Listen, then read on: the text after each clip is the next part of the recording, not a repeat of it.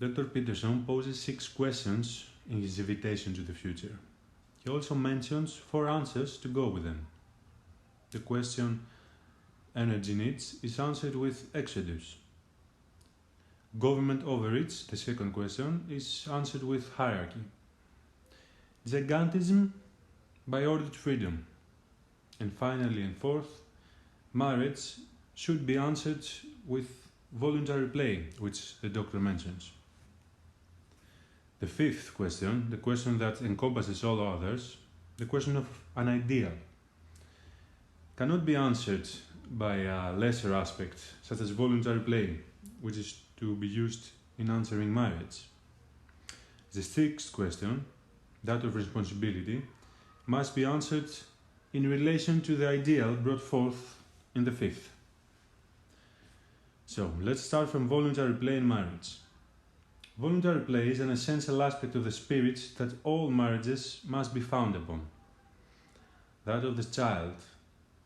If a marriage is to be healthy, long-lasting and good for all involved, it must be centered and follow the spirit of the child. Next, gigantism is the question of proportions, the question where chaos is to be ordered into freedom, the question of beauty. Freedom is chaos in the shape of beauty, the shape of a girl, the freedom of a mother. Women decide on the nature and proportions of our society and socialization. And only if woman is secure in her sense of beauty as both girl and mother can ordered freedom emerge. Everything added to her detracts from her. Ordered freedom is of the spirit of the mother. Closely related, governmental overreach is the question of fear, fear overwhelming our lives, fear overreaching. Hierarchy is the answer, being the recognition of benevolent power and subsequent submission to it, for our own good and protection. As a mother has to be beautiful to be healthy, a father must be strong and respected. That is the spirit of a man, the spirit of the father.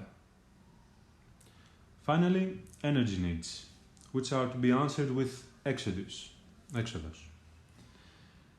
The needs are shackles, restrictions, chains.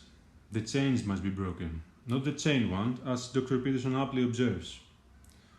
Innovation, breaking of restrictions, an exodus towards something new, ordering chaos into freedom, into beauty, a revealing of the proper hierarchy, and doing all that in the spirit of voluntary play.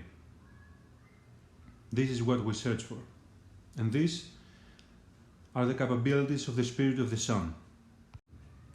Up till now, bit by bit, we have revealed the icon, what is to be our center, our ideal, our story, the highest possibly good and eternal spirit to follow is that of family, as we answer the fifth question. Finally, sixth, responsibility, the how. We have already seen bits of it. A strong marriage is to be centered around the child. A good mother and wife is to be young and beautiful and secure in the sense of beauty. A good father is to be powerful and benevolent.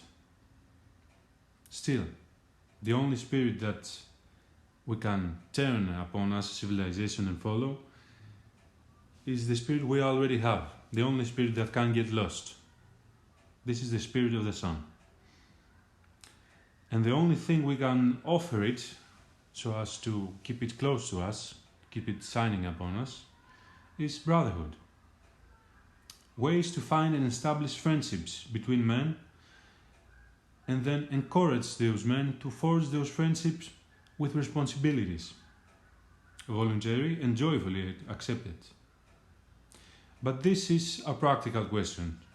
How to aid young men into connecting with each other and holding each other responsible in a playful mood, a joyful way of relating to each other. That is the only question worth asking. Thank you for your attention.